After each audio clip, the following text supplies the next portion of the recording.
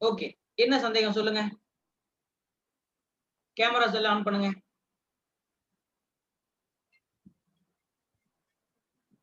யார் பேசினாலும் camera on பண்ணிட்டு பேசுங்க. சார் கவிதா பேசணுமாங்க சார்? சொல்லுங்க கவிதா. சார் கிளாஸ் நடத்துறது இல்ல எக்ஸாம் எல்லாமே தமிழ்ல தான் வரணுமாங்க சார் இல்ல இங்கிலீஷ்ல வருமாங்க சார்? ஃபைன். இப்போ இந்த டிஎன்பிஎஸ்சின்னு இருக்கு இல்லையா? இந்த டிஎன்பிஎஸ்சி வந்து பாத்தீங்கன்னா இவங்க வைக்கிற டெஸ்ட் இருக்கு இல்லையா? இந்த டெஸ்ட் வந்து பாத்தீங்கன்னா 3 டயரா பிரிக்கலாம். முதல் டயர் பிரிலிம்ஸ், ரெண்டாவது டயர் மெயின்ஸ், மூணாவது டயர் இன்டர்வியூ.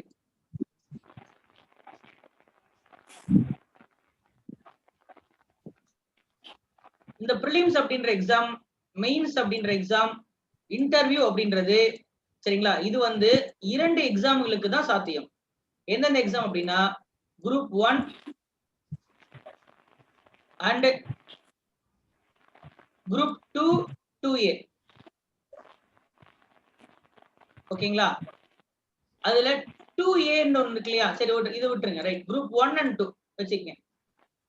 ஓகேவா? குரூப் 1 அண்ட் குரூப் 2 இவங்க 2 பேருக்கு மட்டும்தான் இந்த பிரிலிம்ஸ் மெயின்ஸ் இன்டர்வியூங்கிற 3 டயர் 3 டயர் எக்ஸாம். புரியுதா? இதுல 2A அண்ட் 4 VAO இருக்கு இல்லையா? இந்த எக்ஸாம்க்கு எப்படி வரும் அப்படின்னா பிரிலிம்ஸ் அண்ட் கவுன்சிலிங்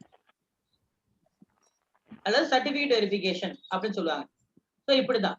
இப்போ நீங்க என்ன எக்ஸாம் எழுத போறீங்க? பிரிலிம்ஸ் எழுத போறீங்க. பிரிலிம்ஸ் தான் முதல் எழுத போறது. சரியா? அதுதான் என்னது ஃபர்ஸ்ட் எழுதக்கூடிய முதல் நிலை தேர்வு. இந்த முதல் நிலை தேர்வுக்கு கொஸ்டின் பேப்பர் வந்து பாத்தீங்கன்னா 200 கேள்விகள் வரும். 200 கேள்விகள் 300 மார்க். அப்போ ஒரு கேள்விக்கு எத்தனை mark Kavitha? 1.5 mark. 1.5 mark sir. Very good. இந்த 200 கேள்விகள் இருக்கு இல்லையா? இந்த 200 கேள்விகள்ல 175 ஜிஎஸ், 25 மேக்ஸ். 175 GS, 25 maths. நம்ம பார்த்தோம் இல்லையா? இதுல இங்க பார்த்தோம் இல்லையா நம்ம? சோ இதுல மேக்ஸ் மட்டும் தான் 25. மத்ததெல்லாம் வந்து என்னது? மத்த history, geography, polity, economics, physics, chemistry, botany, zoology, Tamil, English பார்த்தோம் இல்லையா? இது எல்லாமே வந்து என்னது? 175 மார்க்ஸ் அப்படின்னு நம்ம பார்க்கலாம். ஓகேவா? மத்ததெல்லாம் என்னது? 25 மார்க் வந்து மேக்ஸ். ஓகேவா? ரைட். இப்போ நீங்க இங்கிலீஷ் மீடியமா இருந்தாலும் சரி, தமிழ் மீடியமா இருந்தாலும் சரி, வரக்கூடிய கொஸ்டின் பேப்பர் இருக்கு இல்லையா? அந்த கொஸ்டின் பேப்பர் வினா விடை இருக்கு இல்லையா? அதுல மேல வந்து மியூட் பண்ணிக்கங்க. யார் அது? நீங்க பேசுறது கிளியரா கேட்க மாட்டேங்குது சார். நான் பேசுறது கிளியரா இல்லையா? மத்தவங்களுக்கு எவ்வளவு அப்படி? கிளியரா நல்லா கேக்குது சார். நல்லா கேக்குதாம்ல? கேக்குது சார். ஒரு வாட்டி வெளில போயிட்டு வாங்க. சோ நீங்க எழுத போற இந்த எக்ஸாம் இருக்கு இல்லையா? இந்த எக்ஸாம் வந்து மேல வந்து இங்கிலீஷ்ல கொடுத்திருப்பான். அதுக்கு 4 ஆப்ஷன் கொடுத்திருப்பான். அதே கேள்விய கீழே தமிழ்ல கொடுத்திருப்பான். அதே கேள்வி ஆப்ஷன் 4மே என்னது? தமிழ்ல. இதுதான் ஒரு கேள்வி. அப்ப மேல இங்கிலீஷ் இருக்கும், கீழே தமிழ்ல இருக்கும். ரெண்டாவது கொஸ்டின் இங்கிலீஷ், தமிழ். அடுத்த பக்கம் தமிழ் இருக்கும். அப்ப நீங்க இங்கிலீஷ் மீடியமா இருந்தீங்கன்னா இங்கிலீஷ் பார்த்துட்டு என்ன பண்ணுங்க? இது வந்து எப்படி ஆன்சர் பண்ணும்? ஓஎம்ஆர் ஷீட்ல ஆன்சர் பண்ணும். ஓஎம்ஆர் ஷீட்ங்கிறது இப்படி 4 முட்டுக்கோள் இருக்கும். சரியா? ஆப்ஷன் இருக்கும். அதை ஷேட் பண்ணணும். இப்ப ஏ ஆப்ஷன் கரெக்ட்னா ஏவை ஷேட் பண்ணணும். இப்படி இருக்கும். நீங்க என்ன பண்ணணும்? இதுக்குள்ள வந்து ஷேட் பண்ணணும். ஏவை ஷேட் பண்ணணும். பி தான் ஆன்சர்னா பிஏ ஷேட் பண்ணணும். சி தானா சி, டினா டி. இதை நீங்க திருத்தி இதை நீங்க வந்து என்ன பண்ணீங்க? ஷேட் பண்ணி கொடுத்துட்டீங்கன்னா பிளாக் பால் பாயிண்ட் பென் தான் யூஸ் பண்ணணும். அதை திருத்தினீங்கன்னா கம்ப்யூட்டர் தான் திருத்தும். இது எழுதி கொடுத்துட்டீங்கன்னா கம்ப்யூட்டர் திருத்தி உங்களுக்கு மார்க் சொல்லிடும். வேற ஒண்ணும் பண்ண தேவை. நீங்க ஒரே ஒரு இந்த ஓஎம்ஆர் ஷீட்ல மட்டும்தான் இதை குறிச்சு தரணும். கொஸ்டின் அப்புறம் நீங்க தூக்கிட்டு வீட்டுக்கு வந்துடலாம். ஆக நீங்க இங்கிலீஷ் மீடியமா இருந்தாலும் சரி, தமிழ் மீடியமா இருந்தாலும் சரி, கேள்வி 2 லாங்குவேஜ்லயும் வரும். அதனால பிரச்சனை இல்லை. ஹிந்தியா இருந்தாதான் பிரச்சனை. ஓகேவா? தமிழ் மீடியம்னா தமிழ்ல பாருங்க, இங்கிலீஷ் மீடியம்னா இங்கிலீஷ் பாருங்க. நான் இங்கிலீஷ் மீடியம் தான் சார், ஆனா பெருசா எனக்கு இங்கிலீஷ் தெரியாது சார், அப்ப நான் தமிழ்ல படிக்கட்டுமா? தாராளமா படிங்க. இங்கிலீஷ் கொஸ்டின் ஒரு பார்த்துட்டு அப்புறம் தமிழ்ல பாருங்க. ஓகேவா? வேற என்ன சந்தேகம்? சார் கிளாஸும் அதே மாதிரி இங்கிலீஷ் தமிழ் ரெண்டுலயுமே எடுப்பாங்களா சார்? கண்டிப்பாக இங்கிலீஷ் தமிழ் ரெண்டுமே சேர்த்து தான் நீங்க படிக்கணும். ஏன்னா டிஎன்பிஎஸ்சி அதுதான் உங்ககிட்ட எதிர்பார்க்குது. நீங்க இல்லைங்க சார், முழுக்க கிளாஸ் முழுக்க டீச்சர்ஸ் கிளாஸ் எடுக்கும் போதுங்க சார். நான் அதுதான் சொல்லிட்டு இருக்கேன். சரிங்க சார். டிஎன்பிஎஸ்சி உங்ககிட்ட அததான் எதிர்பார்க்குது. நீங்க புலமை அப்படின்றது ஆங்கிலத்திலையும் வச்சிருக்கணும், தமிழ்லயும் வச்சிருக்கணும். தமிழ் தெரிந்த ஆங்கில வழி மாணவரா இருக்கணும் அண்ட் ஆங்கிலம் தெரிந்த தமிழ் வழி மாணவரா இருக்கணும். நீங்க ஸ்கூல்ல சார் நான் 12th ஃபுல்லா தமிழ் மீடியம் சார், காலேஜ் மட்டும் டிகிரி படிச்சேன் சார் அப்படின்னா தாராளமா நீங்க தமிழ்லயும் படிங்க, இங்கிலீஷும் தெரிஞ்சிருக்கணும். சரிங்களா? அதே மாதிரி சார் நான் வந்து 10th 12th காலேஜ் எல்லாமே நான் டிகிரி தான் சார் படிச்சேன், நான் ஃபுல்லா இங்கிலீஷ் மீடியம் தான் சார், நான் பெரிய இது சார் அப்படிலாம் நீங்க சொன்னாலுமே நீங்க என்ன பண்ணணும், கட்டாயமா இங்க தமிழ் படிக்கணும்னு சொன்ன ஞாபகம் இருக்கா? இதை முன்னாடியே சொல்லிட்டேன். தமிழ் இலக்கியங்கள் இருந்து கட்டாயமா கேள்வி வரும். சரியா? தமிழ் இலக்கியத்தை நீங்க இங்கிலீஷ்ல கூட படிக்கலாம். புறநானூறு அப்படின்னா புறநானூறு PURUN அப்படி எழுதிக்கங்க. அகநானூறு அப்படின்னா அகநானூறு. 10 அப்படின்னா அதே எப்படின்னு இங்கிலீஷ்லயே படிக்கலாம்.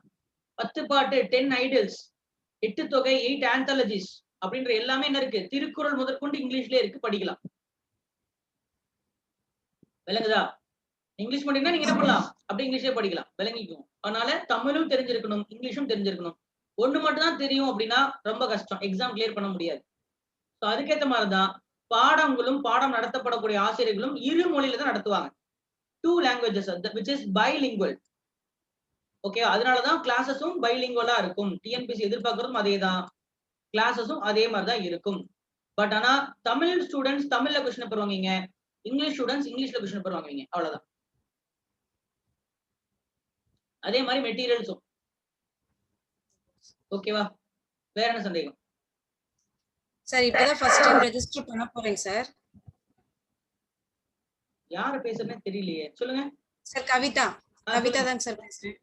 சார் இப்பதான் ஃபர்ஸ்ட் டைம் ரெஜிஸ்டர் பண்ண போறேன். என்னென்ன டாக்குமெண்ட்ஸ்லாம் நீடடுங்க சார்? இப்போ நீங்க எந்த ரெஜிஸ்டரும் பண்ண போற தேவையில்லை. நோட்டிபிகேஷன் அப்படின்றத வந்து விட்டாங்க அப்படின்னா அப்பதான் நீங்க ரெஜிஸ்டர் பண்ணணும். அப்போ உங்களுக்கு என்ன பண்ணணுங்கிற சொல்றேன். நீங்க டிகிரி முடிச்சிருக்கீங்களா? அவ்வளவுதான். Degree 10th certificate 12th certificate degree certificate இதெல்லாம் கையில வச்சிருக்கணும். இருக்குங்க சார். Plus community certificate. ஓகேங்க சார். இது எல்லாமே நீங்க கையில வச்சிருந்தீங்க அப்படின்னா தாராளமா எலிஜிபிள். தமிழ் மீடியம் படிச்சிருக்கீங்க சார், நான் 10th 12th தமிழ் மீடியம் படிச்சேன் அப்படின்னா நீங்க PSTM அப்படின்ற ஒரு சர்டிபிகேட் எக்ஸ்ட்ரா போய் வாங்கணும். நீங்க படிச்ச ஸ்கூல்ல போய் வாத்தியார்ட்ட HM போய் கேட்டீங்கன்னா கொடுத்துருவாங்க PSTM certificate, people studied in Tamil medium. வேற சந்தேகம் முடிஞ்சுங்களா? முடிஞ்சுங்க சார். Thank you sir. வேற இருக்க சந்தேகங்கள் ஏதாவது இருக்கா? நெகட்டிவ் மார்க்கிங் இருக்கா சார்? டிஎன்பிஎஸ்சில நெகட்டிவ் மார்க்கிங் அப்படின்றதே கிடையாது, எந்த எக்ஸாம்லயுமே கிடையாது. No negative marks in TNPSC. அப்படின்னா இருக்கிற 200 கேள்விகளையும் நீங்க அட்டெண்ட் பண்ணிட்டு எக்ஸாம் ஹால் விட்டு வெளியில வரணும். No negative marks in TNPSC. அப்போ 200 கேள்விகளையும் தெரியுதோ தெரியலையோ அந்த 4 ஆப்ஷன்ல எதையாவது ஒண்ணு குறிச்சிட்டு வாங்க. தெரிஞ்சாலும் பரவாயில்ல, தெரியலனாலும் பரவாயில்ல. ஓகேவா? 200க்குமே தான் நீங்க எழுத போறீங்க. வேற ஏதாவது சந்தேகங்கள்?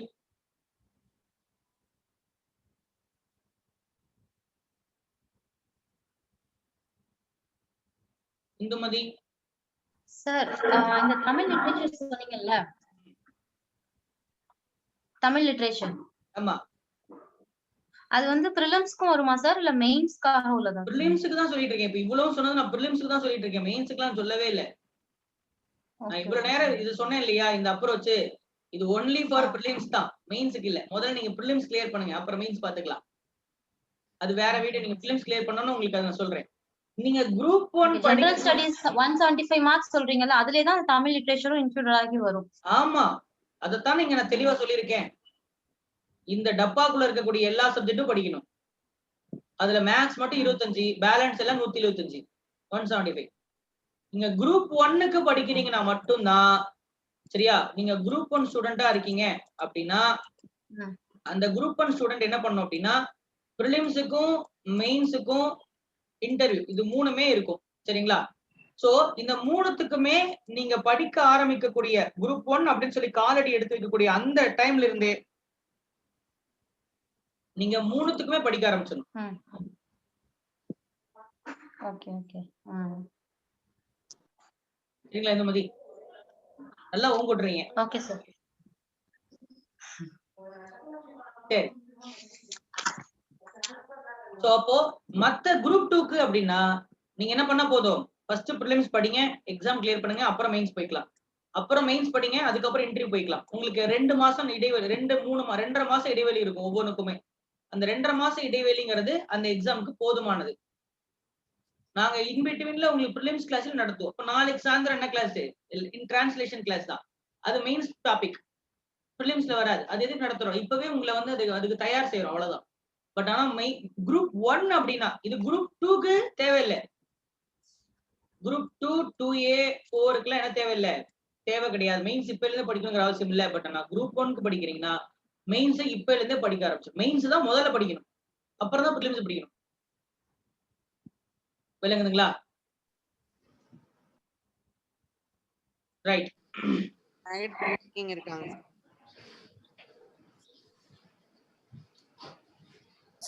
Sir one time registration. சொல்லுங்க. ஒன் டைம் ரெஜிஸ்ட்ரேஷன் அது இப்பவே பண்ணிரணுமா இல்ல எக்ஸாம்க்கு அந்த நோட்டிபிகேஷன் வந்த உடனே இல்ல தான்? இல்ல, ஒன் டைம் ரெஜிஸ்ட்ரேஷன்ங்கிறது நீங்க எப்ப வேணா பண்ணலாம். சரியா? அது ரெஜிஸ்டர் பண்ணிட்டீங்கன்னா நீங்க வந்து எக்ஸாம் ஹால்குள்ள நீங்க, அதாவது நீங்க நோட்டிபிகேஷன் வந்த உடனே நீங்க ஈஸியா அந்த ப்ராசஸ முடிச்சிடலாம். இல்லன்னா நீங்க ஃபர்ஸ்ட் ஒன் டைம் ரெஜிஸ்ட்ரேஷன் பண்ணிட்டு அப்புறம் நீங்க உங்களோட எக்ஸாம் பண்ணிட்டு அப்படின்னு பண்ணணும். அதனால வந்து இப்பவே பண்ணி வச்சிருங்க, தப்பு இல்ல. சரிங்களா? இப்பவே பண்ணி வச்ச டைம் கிடைச்சுன்னா என்ன பண்ணுங்க, இப்பவே பண்ணி வச்சுங்க. அண்ட் அது மட்டும் இல்லாம இந்த ஒன் டைம் ரெஜிஸ்ட்ரேஷன்ங்கிறத வந்து பண்ணும் பொழுது நீங்க வந்து உங்க இந்த பக்கத்துல இருக்கக்கூடிய ஜெராக்ஸ் கடை அண்ணா, சரியா, அந்த இன்டர்நெட் கடை அக்கா, அவங்க கிட்ட எல்லாம் கொடுத்து நீங்க பண்ணாதீங்க. இது உங்க எக்ஸாம், நீங்க தான் பண்ணணும். அவங்க ஏதாவது தவறு செஞ்சாங்க அப்படின்னா உங்க லைஃப் தான் பாதிக்கும். இந்த மாதிரி நிறைய பாதிக்கப்பட்ட நபர்களை பார்த்திருக்கேன். மெயின்ஸ் வரைக்கும் இன்டர்வியூ போயிட்டு இதுல ப்ரிலிம்ஸ்ல அப்போ என்டர் பண்ற வேல்யூ தப்பா இருக்கறனால திருப்பி துரத்தி அடிச்சுடுவாங்க. அது ஃப்ராடுங்கிற மாதிரி சொல்லி அனுப்பிச்சிருவாங்க. சரிங்களா? அது ஃப்ராட்ஸ்டர்னு சொல்லி அனுப்பிச்சிருவாங்க. அதனால என்ன பண்ணுங்க, ஒவ்வொரு வார்த்தையை நீங்க என்னன்னு கேட்டு தெளிவா படிச்சுட்டு நீங்களே பண்ணுங்க அந்த வேலையை. அடுத்தவங்க அந்த பொறுப்புடன் பண்ண மாட்டாங்க. தப்பு ஏதாவது எஸ்ஆர் நோன்னு கொடுத்துட்டாங்க அப்படின்னா நீங்க இப்ப மாட்ட மாட்டீங்க. எக்ஸாம்லாம் கஷ்டப்பட்டு படிச்சு கவுன்சிலிங்ல மாட்டிப்பீங்க. இங்க நம்ம எஸ் போட்டிருக்கேன், எங்கம்மா சர்டிபிகேட் அப்படின்னு கேட்டாங்கன்னா, இல்ல சார் நான் புள்ளி எஸ். அப்ப யார் போட்டா? அந்த ஜெராக்ஸ் கடை அக்கா போட்டான்னு நீங்க, நீ கிளம்புமா அப்படின்ட்டு அடுத்தவங்க அப்படின்னு போயிடும். அவ்வளவு முடிஞ்சு வச்சு. அதனால ஒன் டைம் ரெஜிஸ்ட்ரேஷன் சரி, எந்த ப்ராசஸ், இந்த அப்ளை பண்ற ப்ராசஸையே நீங்க மட்டும் தான் பண்ணணும். You are the sole responsible fellow. So யார்ட்டுமே அந்த பொறுப்பு போடாதீங்க. சொந்த அண்ணன் தங்கச்சிட்டு ஒப்படாதீங்க. அண்ணன் தங்கச்சி, அப்பா, ஹஸ்பண்ட், யாருக்குமே கொடுக்க கூடாது. நீங்க மட்டும் தான் பண்ணணும். நீங்க தான் படிச்சு பொறுமையா பண்ணணும். பாத்துக்க. அப்புறம் நிறைய பேரை பார்த்திருக்கேன், படிச்சு வேஸ்ட், படிச்சு எக்ஸாம் கிளியர் பண்ணி வேஸ்ட், திரும்ப அனுப்பி விட்டுருவாங்க.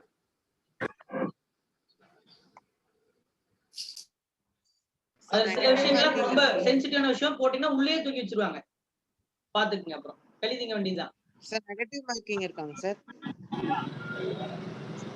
சார் நெகட்டிவ் மார்க்கிங் இருக்காங்க சார். செந்தில்குமார். ஆமாங்க சார். நான் என்ன சொன்னேன் முன்னாடியே இதை நடத்திட்டேன்ல, எப்போ வந்தீங்க கிளாஸ்க்கு?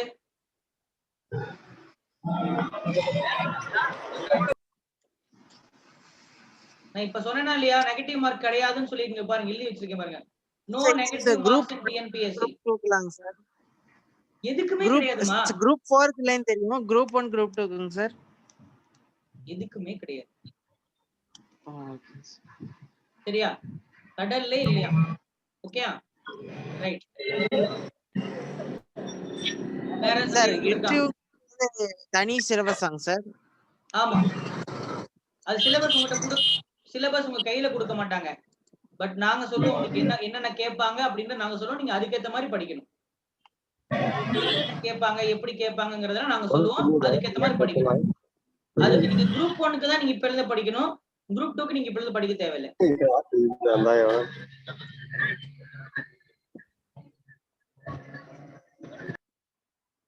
வேற ஏதாவது சந்தேகங்கள் இருக்கா? சொல்லுங்க லாவண்யா. சார் குரூப் 1 வந்து மெயின்ஸும் இப்பல இருந்தே படிக்கணும்னு சொன்னீங்களா? அது ஏன் டியூரேஷன் வந்து ரொம்ப கம்மியா இருக்குங்களா? பிரிலிம்ஸ்க்கும் மெயின்ஸ்க்கும் அதாவது இல்ல சிலபஸ் ஜாஸ்தியா இருக்குங்களா? சொல்றேன். Very good. இப்போ குரூப் 1 உடைய பிரிலிம்ஸ் சிலபஸ் இருக்கு இல்லையா?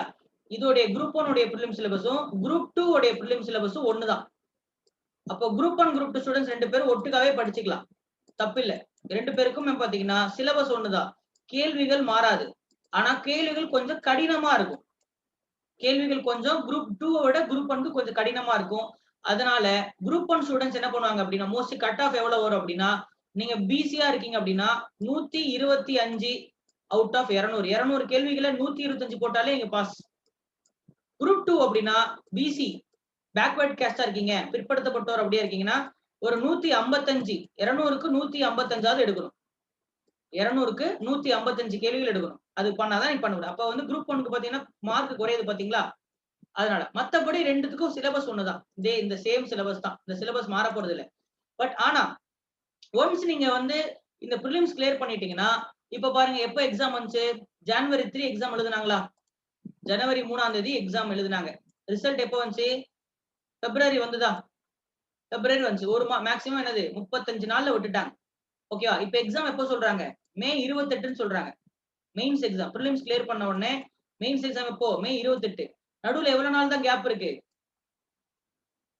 எவ்வளவு நாளுங்க கேப் இருக்கு? Hardly 4 months. ஆமா. இப்ப இன்னும் 100 நாள் தான். 100 நாள் கூட இல்ல. 100 நாள் கூட இல்ல இல்லையா? அப்போ இப்படி இருக்கிறச்ச இந்த 100 நாள்ல நீங்க 3 பேப்பர் அதுல ஒவ்வொரு பேப்பர்லயும் 3 யூனிட். அப்போ 9 சப்ஜெக்ட் சரிங்களா? 3 நாள் எக்ஸாம் நடக்கும். ஒவ்வொரு நாளும் 3 மணி நேரம். ஓகே, அந்த 3 மணி நேரத்துல 58 பக்கம் எழுதணும். பேப்பர்ல கை வச்சீங்கன்னா எடுக்கவே முடியாது. ஓகேங்களா? அந்த மாதிரி எழுதணும். அப்ப இந்த 100 நாள்ல இதை படிச்சிட முடியுமா? 9 சப்ஜெக்டையும் பண்ண முடியுமா? முடியாது இல்லையா லாவண்யா? அப்ப பிரிலிம்ஸ் நீங்க படிச்சுமே வேஸ்ட். எக்ஸாம் கிளியர் பண்ண முடியாது. பிரிலிம்ஸ் எல்லாம் கிளியர் பண்ணிடுவான், ஆனா மெயின்ஸ் கிளியர் ஆகாது. பட் ஆனா குரூப் 2க்கு பாத்தீங்கன்னா ஒரே பேப்பர் தான். குரூப் 2க்கு ஒரே பேப்பர் தான். அந்த பேப்பரும் ஈஸி. கம்பேரிட்டிவ்லி குரூப் 1 ஓட ஈஸி. அதுக்கு படிக்கணும். படிக்காமல பாஸ் பண்ண முடியாது. அதுக்கும் படிக்கணும். ஆனா அது படிக்கிறதுக்கு ஒரு 100 நாள் 120 நாள் போதும். அதனாலதான் இதே ஸ்பேன் தான் உங்களுக்கு என்ன இருக்கும்? குரூப் 2க்கு இருக்கும். இப்ப ஜனவரி 3 குரூப் 2 இப்ப ஆகஸ்ட் மாசம் எழுதுறீங்க. ஆகஸ்ட் மாசம் எக்ஸாம் எழுதுறீங்கன்னா ஆகஸ்ட்க்கு அப்புறம் செப்டம்பர், அக்டோபர், நவம்பர், டிசம்பர்ல எக்ஸாம் இருக்கும். மெயின்ஸ் எக்ஸாம் இருக்கும். அல்லது நவம்பர் கடைசியில எக்ஸாம் இருக்கும். அப்ப 2.5 மாசம் நீங்க என்ன பண்ணிடலாம்? மெயின்ஸ படிச்சிடலாம். ஆமா. இது 3 பேப்பர். அப்ப ஒரு பேப்பருக்கு 2.5 மாசம் எடுத்துக்கிட்டீங்கன்னா 3 பேப்பருக்கு எவ்வளவு மாசம் ஆகுது? 8 மாசம் அதிகபட்சம். அவ்வளவு மாசம். சார் கம்பைன்ட் இன்ஜினியரிங் ஏதுமா? சார் கம்பைன்ட் இன்ஜினியரிங் எக்ஸாம்னு ஒன்று இருக்குல்லைங்க சார். 5ஆம் தேதி அப்ளை பண்ண ஆரம்பிக்கலாம்னு வந்துருந்துச்சுலைங்க சார். சரி, அத பத்தி கொஞ்சம் சொல்லுங்க சார். அதெல்லாம் நமக்கு கிடையாது. நம்ம ஒன்லி டிஎன்பிஎஸ்சி தான். அத பத்தி நீங்க டிஎன்பிஎஸ்சில தான் சார் வந்திருக்கு. இல்லம்மா, இன்ஜினியரிங் சர்வீஸ் எல்லாம் வந்து ஸ்பெஷலைஸ்ட் எக்ஸாம். அத பத்தி நீங்க பேச கிடையாது. இது ஒன்லி ஜெனரலிஸ்ட் எக்ஸாம் மட்டும் தான். குரூப் 1, குரூப் 2, 2A, 4 VAO அப்படின்ற அந்த டாபிக் சப்ஜெக்ட் மட்டும் தான் நம்ம கிளாஸ். அத பத்தி நம்ம வேற கிளாஸ் பார்த்துக்கலாம். சரியா? இங்க அத பத்தி நம்ம பேசலாம். இதுல பேசுங்க நீங்க. சரியா? அதெல்லாம் ஸ்பெஷலைஸ்ட் எக்ஸாம். அது ஒவ்வொரு எக்ஸாமுக்கே மாறும். பப்ளிக் பிடபிள்யூடி எக்ஸாம் மாறும். ஏஇ அசிஸ்டன்ட் இன்ஜினியரிங் அப்படின்றது வந்து பாத்தீங்கன்னா அது மாறும். இபி எக்ஸாம் மாறும். இதெல்லாம் வந்து அதெல்லாம் போட்டு கன்ஃபியூஸ் பண்ணக்கூடாது. எதை ஒண்ணுனா இது, அதுனா அது. ஓகே, இங்க படிக்கணும், இதுதான் படிக்கணும் நீங்க. Okay sir.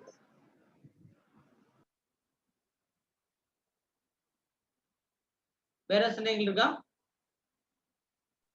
சார் ஒரு டவுட் சார். நான் சிலபஸ் வைஸ்க்கு முன்னாடி வந்து அந்த 10th 11th 12th அந்த எக்ஸ்பிளைன் பண்ணீங்களா சார்? அது மட்டும் ஒன் டைம் சொல்லிடுங்க சார். நான் வரதுக்கு முன்னாடி எக்ஸ்பிளைன் பண்ணிருக்கீங்க. அது பண்ணியாச்சு, திரும்ப பண்ண மாட்டேன். ஏன் லேட்? அது காரணம் சொல்லுங்க. சார் அது தஞ்சாவூர் போயிட்டோம் சார், வெளில போயிட்டோம். வந்து இப்பதான் வந்தோம். பார்த்தா வைஃபையும் கனெக்ட் ஆக மாட்டேங்குது. இப்பயும் பாத்தீங்கன்னா சரியா கனெக்ட் ஆகவே மாட்டேங்குது. இன்னைக்குன்னு பார்த்து என்ன ப்ராப்ளம் தெரியல, வைஃபை கனெக்ட் ஆக மாட்டேங்குது, அதான் மத்த குரூப்ல வந்து மொபைல்லையும் போட்டோ கனெக்ட் எடுத்து ஆக போடுறேன்னு மாட்டேங்குது. சொல்லிட்டாங்கல்ல. Okay sir, okay. ஹிஸ்டரி சரி சார். 11th 12th ஒவ்வொரு புக்ல 2 வால்யூம், மொத்தம் 4 புக்கு. ஒவ்வொரு புக்லயே 2 வால்யூம், மொத்தம் 4 புக்கு. ஓகேங்களா? அந்த 4வது புக் இருக்குல்ல 12th வால்யூம் 2 இருக்கு இல்லையா, அது படிக்க வேண்டாம். ஓகேவா? அடுத்து பாலிட்டில 11th வால்யூம் 1 கம்மியா படிக்கணும். அதுல ஸ்பெசிபிக் சப்ஜெக்ட்ஸ் மட்டும் படிச்சா போதும். 12th ஃபுல்லா படிக்கணும். இதுலயே 4 புக்கு. ஜியோகிராஃபில 11th வால்யூம் 11th ஒரு வால்யூம், 12th ஒரே தான், ஒரு புக் தான். 11th 12th படிக்க வேண்டாம். 11th வந்து பாத்தீங்கன்னா தமிழ்நாடு அண்ட் இந்தியா இத பேஸ் பண்ணி மட்டும் படிக்கணும். ஓகேங்களா? எக்கனாமிக்ஸ் வந்து பாத்தீங்கன்னா 11th 4 சாப்டர்ஸ், அதை மட்டும் படிச்சா போதும். 12th அப்படின்றது ஆப்ஷனல், அதுல எல்லாமே இருக்கும், ஃபுல்லா இருக்கும். அது வேணும்னா படிங்க, இல்லைன்னா விட்டுருங்க. குரூப் 1 ஸ்டூடெண்ட்ஸ் மட்டும் படிச்சா போதும். இது இல்லாம எத்திக்ஸ் அப்படின்ற புக் இருக்கு, அது 11th and 12th 11th 12th தமிழ்ல மட்டும்தான் இருக்கும். அதனால எல்லா ஸ்டூடெண்ட்டும் படிக்கணும். இங்கிலீஷ் மீடியம் ஸ்டூடெண்ட்ஸ் இது கட்டாயம் படிக்கணும். புக்ஸ் உங்களுக்கு தேவை, இந்த புக்ஸ்ல எது தேவைனாலும் சரி, நீங்க மெசேஜ் பண்ணீங்கன்னா நீங்க என்ன பண்ணிக்கலாம், வாங்கிக்கலாம். சரியா? சௌமியாக்கு வந்து புக் ரெடி ஆயிடுச்சு, சோ பேக் பண்ணி உங்க வீட்டுக்கு வந்துரும். ஓகேயா? 2Pல வரும், நீங்க எடுத்துக்கங்க. லாரி ஆபீஸ்க்கு வந்துரும், நீங்க எடுத்துக்கங்க. ஓகேயா? ரைட். சரி. வேற சந்தேகங்கள் இருக்கா?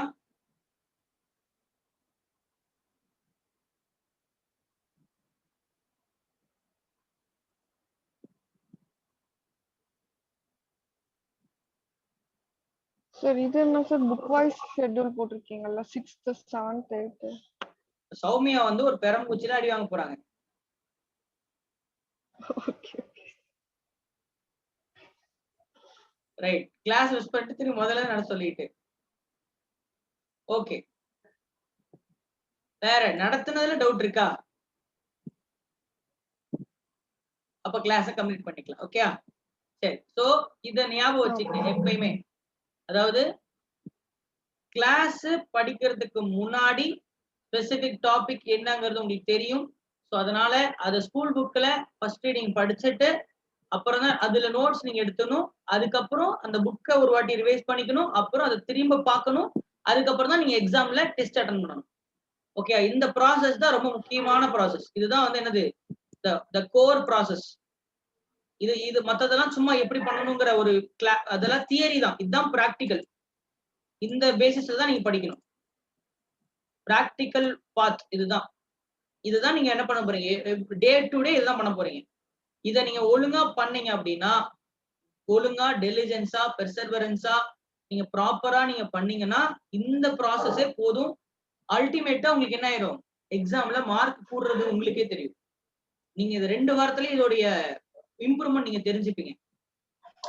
இந்த ப்ராசஸ் தாண்டி இதுக்கப்புறம் உங்களுக்கு மார்க்ஸ் வரல, எனக்கு சார் நான் படிச்ச மாதிரி என் கூட படிக்கிற எல்லாருக்கும் 2 பேருக்கு ஒருத்தர் தான் நடத்துறீங்க, லாவண்யாக்கும் அதே நடத்துறீங்க, சுஷ்மாக்கும் அதே நடத்துறீங்க, சௌமியாக்கும் அதை நடத்துறீங்க. ஆனா லாவண்யா எடுக்கிற மார்க் சௌமியா வந்து எடுக்க முடியலையே, ஏன் அப்படின்ட்டு ஒரு கேள்வி வரும்.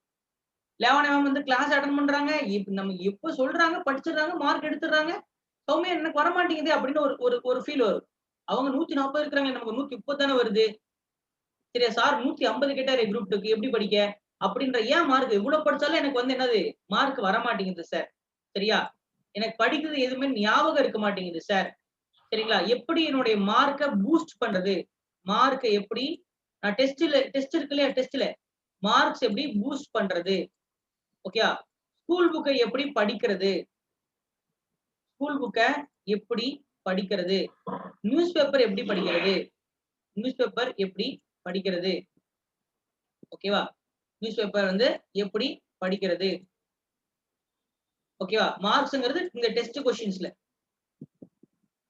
ஓகேவா? இந்த டாபிக் எல்லாமே உங்களுக்கு அடுத்தடுத்த கிளாஸஸ்ல நான் சொல்லுவேன். ஓகேவா? ஃப்ளோ த ப்ராசஸ் சொல்லிடுவேன். இந்த மார்க்ஸ் பூஸ்ட் பண்றதுக்கு தான் உங்களுக்கு வந்து ரிவர்ஸ் அப்ரோச் அப்படின்ற அந்த டெக்னிக் சொல்லி கொடுத்துருப்பேன். ஆஃப்லைன் ஸ்டூடெண்ட்ஸ் சொல்லி கொடுத்துருப்பேன், ஆன்லைன் ஸ்டூடெண்ட்ஸ்க்கு நான் சொல்லுவேன். ஓகே, ரிவர்ஸ் அப்ரோச் இந்த டெக்னிக் கண்டிப்பா ஃபாலோ பண்ணணும். ஓகேவா? இந்த டெக்னிக் ஃபாலோ பண்ணி நீங்க படிக்கணும். ஸ்கூல் புக் எப்படி படிக்கணும், நியூஸ் பேப்பர் எப்படி படிக்கணுங்கிறதுக்கு தனியாவே நான் கிளாஸஸ் போடுவேன். ஓகே, ஸோ அந்த கிளாஸஸ் நீங்க மறக்காம தவிர்க்காம அட்டன் பண்ணீங்கன்னா நம்ம தெரிஞ்சுக்கலாம். ஓகேவா? எதையுமே நீங்க பண்ணணும். நீ அது இவ்வளவு நேரம் சொன்னது எல்லாமே தியரி தான். பிராக்டிகல் பண்றதுக்கு ஒரு வே சொல்லி கொடுத்தாலே என்ன வே? கிளாஸ் அட்டன் பண்றது மூலியமா தான் நீங்க பிராக்டிக்கல் என்ன பண்ண முடியும், போகவே முடியும். ஸோ எல்லா சப்ஜெக்ட்லயும் நீங்க ரோட் மேப் ஃபர்ஸ்ட் தெரிஞ்சுக்கணும். ரோட் மேப் தெரியாம நீங்க வந்து என்ன பண்ணக்கூடாது, கிளாஸ் பார்க்க கூடாது. இப்போ என்ன எதுக்கு இதை நடத்துறாங்க, what is a road map அப்படின்னு நீங்க என்ன பண்ணணும், தெரிஞ்சுக்கணும். சரியா? ஸோ அந்த டாபிக் வந்து எப்படி பிரிஞ்சிருக்கு, சப்ஜெக்ட் பாலிட்டினா எப்படி பிரிஞ்சிருக்கு, ஹிஸ்டரினா எப்படி பிரிஞ்சிருக்கு அப்படின்றது எல்லாத்தையும் என்ன பண்ணுவாங்க, சொல்லுவாங்க. இது தாண்டி எந்த சப்ஜெக்ட் வெயிட்டான சப்ஜெக்ட், சரியா? எந்த சப்ஜெக்ட் வெயிட்டான சப்ஜெக்ட், அதாவது சப்ஜெக்ட் வெயிட்டேஜ் அப்படின்றது ரொம்ப முக்கியம். சப்ஜெக்ட் வெயிட்டேஜ், அந்த சப்ஜெக்ட் வெயிட்டேஜை பார்ப்போம். ஓகே, லுக் அட் ஹியர், ரொம்ப முக்கியம், பார்த்துக்கங்க. Physics, chemistry, botany, zoology. Physics, chemistry, botany, zoology இது நாலுமே சேர்த்து உங்களுக்கு 25 கொஸ்டின்ஸ் அப்படின்றது அதிகம். அதை விட கம்மியா தான் கேட்பாங்க. ஓகேவா? Physics, chemistry, botany, zoology 25 question. Current ஈவெண்ட்ஸ்ல கேட்டா ஒரு 15 கொஸ்டின் கேட்கலாம், இல்லைன்னா கேட்காமலையும் போறதுக்கு வாய்ப்பு இருக்கு. அந்த டாபிக்கே விடுவதற்கான வாய்ப்பும் இருக்கு. கேட்டா 15 கொஸ்டின் கேட்பான், 20 கொஸ்டின் கூட கேட்பான், இல்லைன்னா கேட்காம கூட ஒரு வருஷம் கூட ஓட்டுவான். ஓகேவா? Current affairs. ஓகேவா? கரண்ட் அஃபேர்ஸ்க்கும் மேக்ஸுக்கு மட்டும்தான் நான் முன்னாடி சொன்ன எந்த தியரியுமே அப்ளை ஆகாது. அதுக்கு மேக்ஸுக்கு புக் பேக், கரண்ட் அஃபேர்ஸ்க்கு கிளாஸ், இது ரெண்டும் பண்ணா போதுமானது. வேற எந்த மெட்டீரியலும் நீங்க படிக்காதீங்க. சார் அவங்க அப்படி பண்றாங்க, இவங்க இப்படி பண்றாங்க, யூடியூப்ல டெய்லி கரண்ட் அஃபேர்ஸ் போடுறாங்க சார், அது படிக்கிறேன். நீங்க அதெல்லாம் அவ்வளோ ஒர்த் எல்லாம் இல்ல, அவ்வளவு சீன் எல்லாம் கிடையாது கரண்ட் அஃபேர்ஸ்க்கு. சரிங்களா? உங்களுக்கு அதிகபட்சமா எக்ஸாமுக்கு ஒரு மாசத்துக்கு முன்னாடி ஒரு 300 கொஸ்டின் கொடுப்போம். 300 கொஸ்டின் 400 கொஸ்டின், அதை மட்டும் படிச்சுட்டு போங்க. அதை தாண்டி கொஸ்டின் கேட்க மாட்டான். ஓகே, அவ்வளவுதான் சீன். அதுக்கு நான் டெய்லி படிக்கிறேன், மணிக்கோளுக்கு ஒரு முறை படிக்கிறேன், அங்க அப்படி கொடுக்குறாங்க இப்படி கொடுக்குறாங்க, நியூஸ் பேப்பர் உட்காந்து புரட்டுறேன், தேவையே இல்லை. உங்களுக்கு குரூப் 1 ஸ்டூடெண்ட்ஸும் குரூப் 2 ஸ்டூடெண்ட்ஸ்க்கு நியூஸ் பேப்பர் படிக்க சொல்றது பிரிலிம்ஸ்க்காக கிடையாது, மெயின்ஸ் இன்டர்வியூக்காக. ஓகேவா? என்ன உலகத்துல நடக்குதுங்கிறது தெரிஞ்சுக்கணும், அதுக்காக தான் படிக்க சொல்ல தவிர்த்து இந்த கரண்ட் அஃபேர்ஸ் கிடையாது. இந்த கரண்ட் அஃபேர்ஸ் நீங்க நியூஸ் பேப்பரோ இல்ல டிவியோ பார்த்து எடுக்க முடியாது. ஓகேவா? ரைட். அதுக்கு நீங்க கிளாஸ் அட்டன் பண்ணா போதுமானது. எல்லாரும் விளங்கிக்கிறீங்களா? நான் டெய்லி படிக்கிறேன், வீக்லி போடுறாங்க சார், அது நான் படிக்கிறேன், யூடியூப்ல அப்படி வருது இப்படி வருது அப்படிலாம் போட்டு என்னது நீங்க பதட்டப்படுத்திக்க வேண்டாம். நான் தான் சொல்லிட்டேன் இல்லையா, ஒரே கொஸ்டின் எக்ஸாமுக்கு 1 மந்த்துக்கு முன்னாடி உங்களுக்கு நான் கொடுப்போம், 5 நாளுக்கு முன்னாடி அந்த கொஸ்டினை பிறகு உழுந்து மனப்பாடம் பண்ணிட்டு போய் எழுதிருக்கேன், அவ்வளவுதான். அதுல இருந்தா வரும், கிளாஸை தாண்டி போகாது. ஓகேவா? கிளியரா? ரைட். என்னாச்சு சௌமியா மேடம்?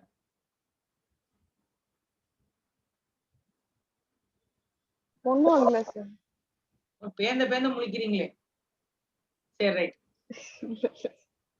அடுத்தது வந்து பாத்தீங்கன்னா ஜியோகிராபி வந்து பாத்தீங்கன்னா இந்தியன் ஜியோகிராபி தான் கொடுத்திருக்கான் எக்ஸாம்ல. சரியா? சோ சிலபஸ்ல இந்தியன் ஜியோகிராபி. சோ இந்த இந்தியன் ஜியோகிராபி அப்படின்றதுனால இதுல வந்து 15 அப்படின்றது நம்ம எக்ஸ்பெக்ட் பண்ணலாம். 15 கொஸ்டின்ஸ் நம்ம எக்ஸ்பெக்ட் பண்ணலாம். 15 கொஸ்டின்ஸ். அடுத்தது ஹிஸ்டரி, யூனிட் 4 ஹிஸ்டரி. ஹிஸ்டரி மட்டும் உங்களுக்கு யூனிட் 4ல வருமா? அடுத்தது யூனிட் 7ல வருது, அடுத்தது யூனிட் 8ல வருது. 3 யூனிட்ல ஹிஸ்டரி வருது. ஓகேயா?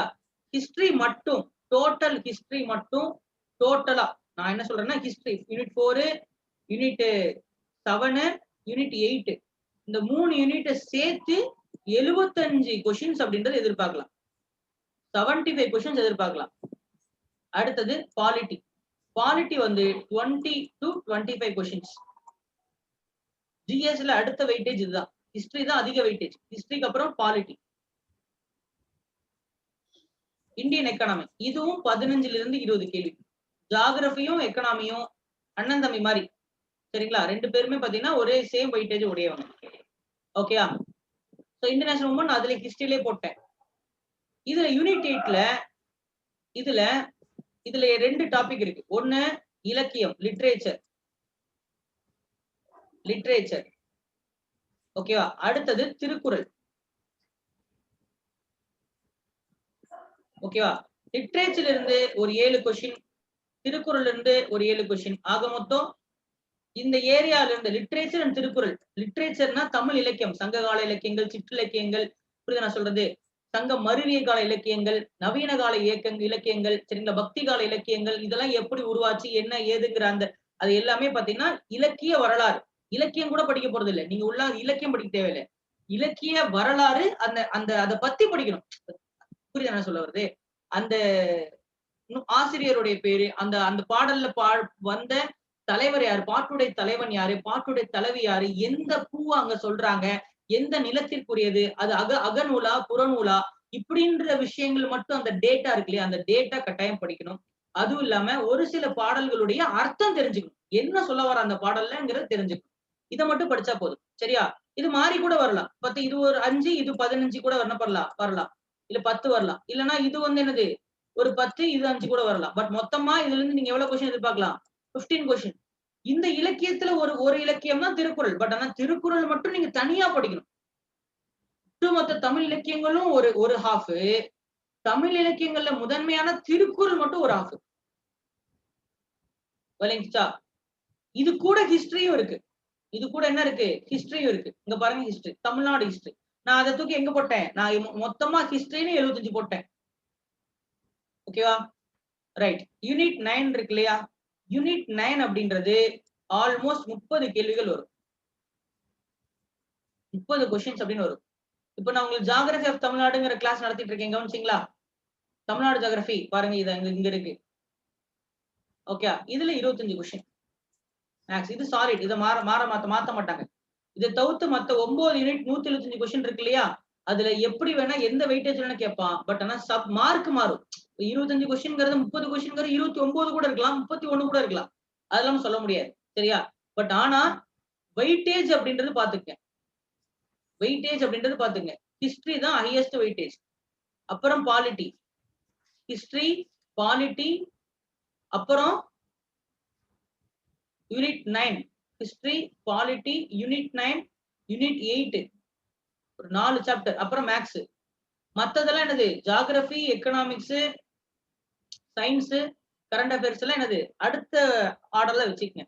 செகண்ட் ஆர்டர் சப்ஜெக்ட்ஸா வச்சுக்கங்க. ஃபர்ஸ்ட் ஆர்டர் சப்ஜெக்ட்ஸ்ங்கிறது தான் 75 மார்க் ஹிஸ்டரி, பாலிட்டி 25, 20 25 எவ்வளவு ஆச்சு? அதுவே 100 ஆச்சு. மேக்ஸ் ஒரு 25, 125. கரெக்டா? மேக்ஸ் ஒரு 125 பிளஸ் என்னது இந்த யூனிட் 9 ஒரு 25 கொஸ்டின் வச்சுக்கங்க. ஓகே, 150 ஆச்சு. ஸோ பேலன்ஸ் இருக்கிறதெல்லாம் உங்களுக்கு இங்கதான். சரியா? 15 15 30, அங்கிட்ட ஒரு 25. ஓகே, 20 கொஸ்டின், அதுல 25 கொஸ்டின். ஸோ 200 கேள்வி. ஸோ அதனால இதெல்லாம் second order subjects. Okay, first order subjects first focus பண்ணுங்க, செகண்ட் ஆர்டர் சப்ஜெக்ட்ஸ் அப்புறம் ஃபோக்கஸ் பண்ணுங்க. சரிங்களா? ஸோ அதுதான் நம்ம தெரிஞ்சுக்கணும். ஓகே, ஸோ அப்ப சப்ஜெக்ட் வெயிட்டேஜ்ங்கிறது புரிஞ்சிச்சு இல்லையா உங்களுக்கு? சப்ஜெக்ட் வெயிட்டேஜ்ங்கிறது புரிஞ்சு.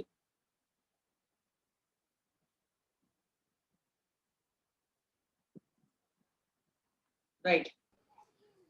வாய்ஸ் கேட்கல சார். கேக்குதா? இப்ப கேக்குது சார். ஸோ சப்ஜெக்ட் வெயிட்டேஜ் அப்படின்றது பார்த்துட்டோம். ஸோ அதனால எந்த சப்ஜெக்ட் நம்ம ஃபர்ஸ்ட் பார்க்கணுங்கிறத பார்த்துக்கணும். ஸோ இதைப்படி ஃபாலோ பண்ணுங்க, இதே போதுமா? சரியா? இதுதான் இனிஷியல். எப்படி படிக்கணுங்கிறதுக்கான 50% கடலை கடந்துட்டோம். இப்போ நீங்க தெரிஞ்சுக்கிட்டது 50% தான். இன்னும் பேலன்ஸ் 50% இருக்கு. அந்த பேலன்ஸ் 50%ங்கிறது அந்தந்த பர்டிகுலர் சப்ஜெக்ட்ல நீங்க தெரிஞ்சுப்பீங்க. அந்த ரோட் மேப்ல எங்க கொஸ்டின் கேட்பான்? ஹிஸ்டரினா ஹிஸ்டரியில கொஸ்டின் எங்கிருந்து வரும்? அதுக்கு நாங்க ப்ரீவியஸ் இயர் கொஸ்டின் பேப்பர் நாங்க பார்த்திருப்போம். கிட்டத்தட்ட ஒரு 1992ல இருந்து 2020 வரைக்கும் இருக்கக்கூடிய கொஸ்டின் பேப்பர் இருக்கு இல்லையா? அது எல்லாத்தையும் நாங்க பார்த்துட்டு தான் உங்களுக்கு கிளாஸே நாங்க எடுப்போம். ஓ, இந்த வருஷம் இந்த கேட்டிருக்கா, இந்த வருஷம் இப்படி கேட்டிருக்கா, இதுதான் அவருடைய கொஸ்டினோட மென்டாலிட்டி, அதை நாங்க பார்த்து தான் எடுப்போம். அதனால அதுதான் blueprint. So blueprint இருக்குல்ல, road map and blueprint பார்த்துட்டு தான் உங்களுக்கு ஒவ்வொரு வார்த்தையும் நடத்துவாங்க. அதனால நீங்க அதை மட்டும் என்ன பண்ணுங்க, ஃபாலோ பண்ணுங்க. ஓகேவா? நீங்க உங்க கையில நீங்க படிக்க வேண்டியதுங்கிறது ஸ்கூல் புக், அவ்வளவுதான். நாங்க நடத்துறது நீங்க படிக்கிறதுக்கான ஸ்கூல் புக் ரெண்டுமே வச்சு நீங்க படிச்சீங்கன்னா போதும். அதான் book wise and syllabus wise. தெளிவா புரிஞ்சிருக்கும்னு நினைக்கிறேன். Okay okay, all the best. Cover பண்ணுங்க. சரியா? எதை பண்ணாலும் கண்டினியூஸா பண்ணணும். டிஎன்பிஎஸ்சிங்கிறது ஒரு மேரத்தான் மாதிரி. சரியா? ஒரு நாள் 2 நாள்ல முடிஞ்சிற கதை கிடையாது. நீங்க ஃபர்ஸ்ட் என்ன பண்ணணும், நோட்டிபிகேஷன் வரும். அப்புறம் நீங்க போய் வேக வேகமா போய் அப்ளை பண்ணணும். 1 மாசம் டைம் கொடுப்பான். அதுக்கப்புறம் திரும்பி உங்களுக்கு எக்ஸாம் வரும். எக்ஸாம் எழுதுனா ரிசல்ட்டுக்கு ஒரு 1 மாசம் வெயிட் பண்ணணும். 1 மாசமோ 40 நாளோ வெயிட் பண்ணணும். ரிசல்ட் வந்ததுக்கு அப்புறம் திரும்பி என்ன பண்ணும், திரும்பி போய் அவர் அப்ளை பண்ணணும். அதுல இருந்து ஒரு 3 மாசம் உங்களுக்கு என்ன பண்ணுவான், 2 மாசம் கழிச்சு திரும்பி மெயின்ஸ் வைப்பான். அதுக்கு ரிசல்ட் வந்து ஒரு 1 மாசம் இல்ல 1.5 மாசம் கழிச்சு வரும். சரியா? திரும்பி என்ன பண்ணும், திரும்பி வந்து நீங்க என்ன பண்ணணும், சர்டிபிகேட் வெரிஃபிகேஷனுக்காக நீங்க என்ன பண்ணணும், சென்னை போற மாதிரி இருக்கும். அதுல கவுன்சிலிங் வந்து என்ன பண்ணணும், இன்டர்வியூக்கு போகணும் ஃபர்ஸ்ட். அதுக்கப்புறம் இன்டர்வியூ போகணும். இன்டர்வியூ நீங்க போய் அட்டன் பண்ணிட்டு அதுல வந்து 30 மார்க் உங்களுக்கு போடுவாங்க. அதுக்கப்புறம் உங்களுக்கு என்னது, அதுக்கான ரிசல்ட்ங்கிறது ஒரு 4-5 நாள்ல வந்துரும். திரும்ப என்ன பண்ணணும், நீங்க கவுன்சிலிங்க்கு கூப்பிடுவோம். அந்த கவுன்சிலிங் போய் அட்டன் பண்ணணும். அதுக்கு நீங்க திரும்பி சென்னைக்கு போகணும். அந்த கவுன்சிலிங் வரலன்னா திரும்பி செகண்ட் கவுன்சிலிங்ல வரதுக்கு வாய்ப்பு இருக்கு. செகண்ட் கவுன்சிலிங் வரலன்னா திரும்பி தேர்ட் கவுன்சிலிங் வரதுக்கு வாய்ப்பு இருக்கு. அதுலயும் வரலன்னா திரும்பி அடுத்த எக்ஸாம் தான் எழுதணும். இப்ப நான் சொல்றதுக்கே எவ்வளவு நேரம் ஆச்சு இல்லையா? இதுலயே நான் உங்களுக்கு கிட்டத்தட்ட ஒரு 14 மாசம் 15 மாசம் சொல்லிட்டேன். ஓகே, சோ அப்ப இது வந்து என்னது, ஒரு நாள் கூத்து கிடையாது. இது ஒரு மேரத்தான். ஓகே, சோ அந்த மேரத்தான் ப்ராசஸ். இதுல பணம் கொடுத்து போலாமா சார், இல்ல அப்படி பண்ணா அவரு தெரியும் சார், இந்த ஆள் எனக்கு தெரியும், அதெல்லாம் எதுவுமே நீங்க வந்து என்ன பண்ண வேண்டாம், போட்டு உழைப்பிக்க வேண்டாம். படித்தவர்களால் கிளியர் செய்ய முடியுமா? நியாயமா படிச்சவனுக்கு இங்க இடம் இருக்கா? இருக்கு. நியாயமா படிக்கிறவங்களுக்கு இங்க இடம் இருக்கு. படித்தால் கட்டாயமா கிளியர் பண்ணலாம். பணம் கொடுத்து போறதுங்கிறத மறந்துடுங்க. அது நமக்கு தேவையே கிடையாது. சரியா? ஒழுங்கா உட்காந்து ஒரு 1.5 வருஷம் அதிகபட்சமா இந்த ப்ராசஸ் நீங்க டிராவல் பண்ணீங்கன்னா வேலையோட கிளம்பிடலாம். ஓகே, அதை பத்தி நீங்க யோசிக்கவே வேண்டாம். Okay right. Meritorious students, meritorious பேசிஸ்ல தான் இந்த எக்ஸாம் நடக்கும். ஓகே, சோ அதனால நீங்க அதை பத்தி நீங்க நினைக்கவே வேண்டாம். அப்படி யாராவது சொல்றாங்க பண்றாங்க, தேவையே இல்லை, போய் ஏமாறாதீங்க. ஓகே, அவ்வளவுதான் நல்லா சொல்லுங்க. ஓகே, எந்த போன்ல எந்த பாக்கெட்ல காசு வைக்கிறியோ அந்த பாக்கெட்ல போன் வைக்கக்கூடாது. பரவாயில்ல, நல்லா அட்வைஸ் பண்றாரு. சரியா? ரைட். ஏன்னா அப்பதான் போன் எடுத்தா என்னது, அதுல சேர்ந்து காசு கீழே விழுந்துடும் இல்லையா? பரவாயில்ல, நல்ல நண்பர்கள் கிடைச்சிருக்கிறாங்க தினேஷ். ஓகே, நம்ம கிளாஸ கம்ப்ளீட் பண்ணிக்கலாம். Okay bye. வேற சந்தேகம் எதாவது இருக்கா? Final words. நோ சார் சொல்லுங்க கவிதா. சார் இப்ப ஆஃப்லைன் கிளாஸ்க்கு ஜாயின் பண்ணனும்னா எப்ப வந்தா பார்க்கலாம் சார்? யார பார்க்கலாம்? அதெல்லாம் பின்னாடி நீங்க ஃபோன் பண்ணுங்க, எனக்கு சொல்றேன். ஓகேங்க சார். Thank you sir.